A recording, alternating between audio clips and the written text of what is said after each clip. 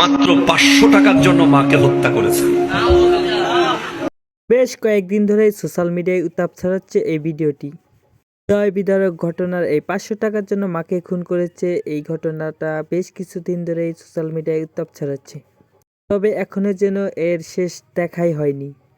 আজকের ভিডিওতে বর্তমানের এই ভিডিওর চাঞ্চল্যকর কিছু তথ্য তুলে ধরবো। তার আগে আপনি যদি আমার চ্যানেলে নতুন হয়ে থাকেন, অবশ্যই আমার চ্যানেলটা সাবস্ক্রাইব করে দিয়ে যাবেন এরকম আরও নতুন নতুন ভাইরাল ভিডিও দেখার জন্য।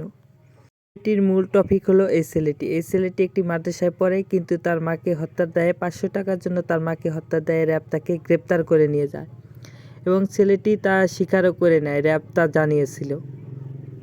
কিন্তু ঘটনাটি এখন বিভিন্ন দিক মোড় নিয়েছে। এখন র্যাব আবার জানিয়েছে যে ছেলেটি তার মাকে হত্যা করেনি, হত্যা করেছে সেই বাড়ির ভাড়াটিয়া 2 জন লোক। বর্তমানে তাদের নাকি গ্রেপ্তার করা হয়েছে এবং তাদের গ্রেপ্তার করে র্যাব নাকি জিজ্ঞাসাবাদ করেছে। তবে ছেলেটি হাফিজিয়া মাদ্রাসায় পড়ার কারণে আগে থেকে তাদের প্রতি কোনো প্রকার দুর্বলতা ছিল না বলে জানিয়েছেন র্যাব। ছেলেটির গ্রামবাসী বা প্রতিবেশী কেউ বিশ্বাস করেছিলেন না যে ছেলেটি হত্যা করতে পারে তার মাকে। আর যাই হোক, একজন মাদ্রাসা পড়ুয়া ছেলেটি কখনোই তার মাকে হত্যা করতে পারে না।